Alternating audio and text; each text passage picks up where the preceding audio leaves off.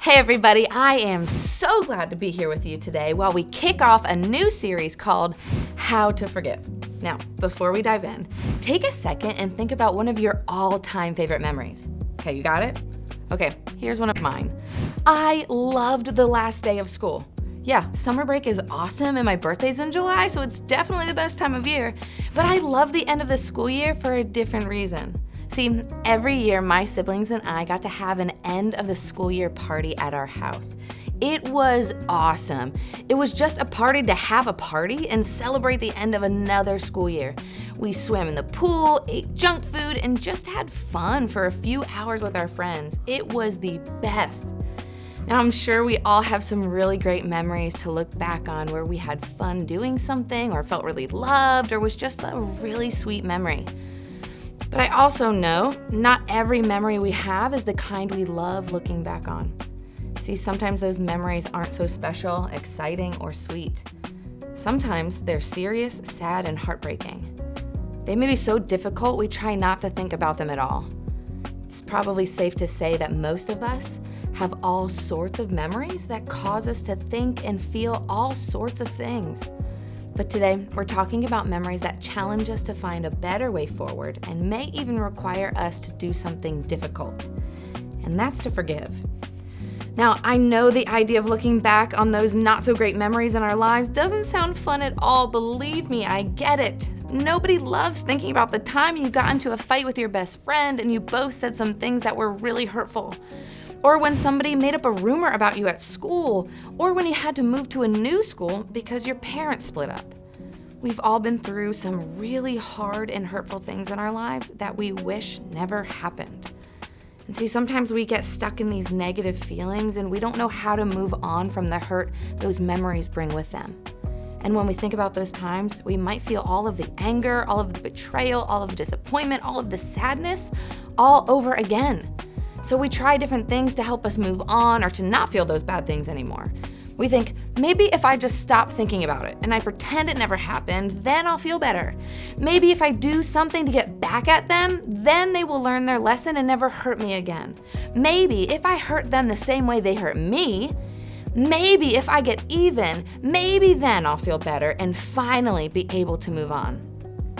But can I let you in on a little secret?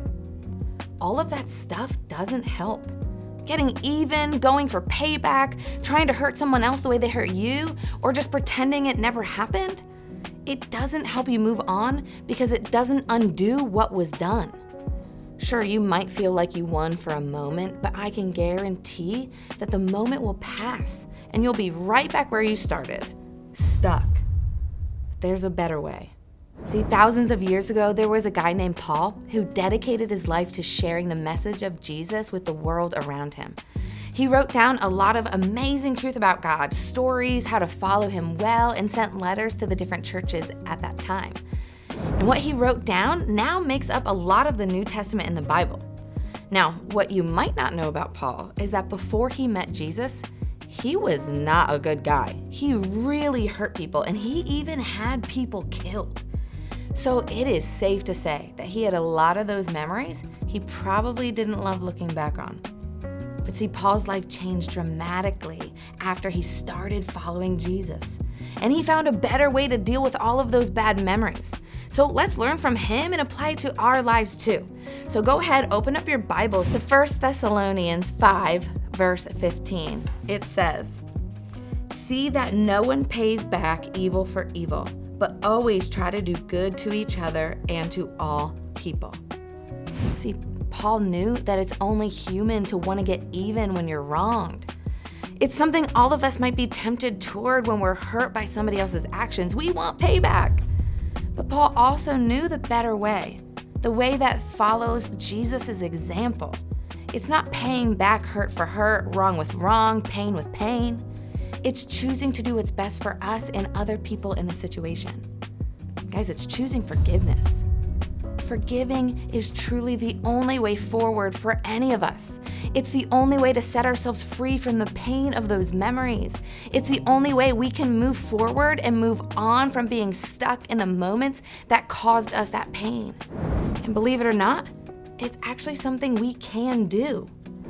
You can forgive. Forgiveness is not a feeling we have, it's a choice that we make. And sometimes it's easy to forgive, and sometimes it's really hard because we still feel really hurt. But you can still forgive regardless of how you feel, because forgiveness is a choice, not a feeling. You can forgive. See, the hurt and pain we find ourselves stuck in doesn't just impact us. Whether we realize it or not, it also impacts the people around us. Yes, it hurts us when our best friend ditches us for a new friend group.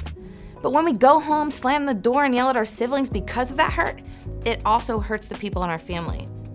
When our coach benches us during the big game, it's frustrating. But when we sulk on the bench and have a bad attitude, refusing to encourage the players on the court, guys, it brings the whole team down. And when somebody spreads that secret you told them in confidence, it is upsetting. But when we shut out our friends or close ourselves off in response, it's upsetting to our closest people too. See, when we stay stuck in a moment or memory that pains us, it doesn't just hurt us. It can hurt everyone around us. But when we follow Paul's guidance and choose to forgive, we aren't just helping ourselves, we're doing what's good for all people. See, of course, what makes it tricky is that all people means all people. It doesn't just include our friends and family and the people we like. It includes even the one who treated us badly in the first place. The ones we want to pay back. The ones we simply don't want to forgive. I get this isn't easy. Trust me, it's not always easy for me either. But here's what I know to be true. Forgiveness is the good we're called to do for all people, including ourselves. If we want to move forward without the weight of the hurt and pain and disappointment those memories carry with them, we have to forgive. Because forgiveness helps make room for good. Here's what I mean. See, when we hold on to our painful memories, we're kind of like this bucket. It is super heavy. It is hard to move, it's difficult to carry around, and there is really no room for anything else. It's kind of like how we feel when we hold on to these difficult memories.